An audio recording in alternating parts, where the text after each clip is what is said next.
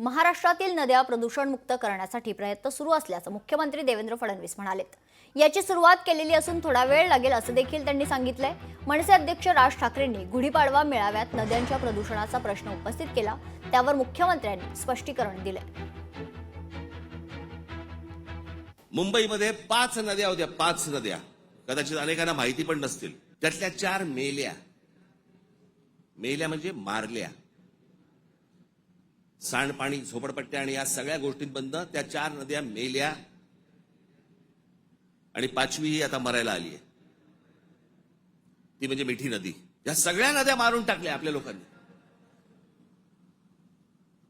दरवर्षी येणार मुंबई महानगरपालिका म्हणणार की आम्ही मिठी नदी साफ केली। ही साफ जोपर्यंत आजूबाजूची वस्ती हटत नाही तोपर्यंत ह्या नद्या कधीही साफ होणार नाहीत।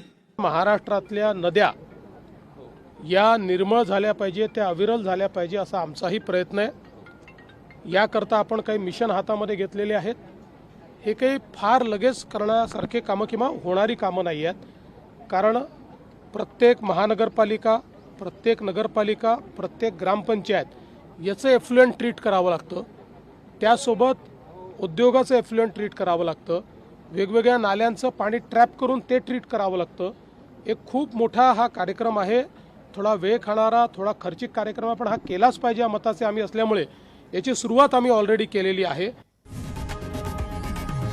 लोकशाही मराठी ऐका, पहा, जागरूक रहा।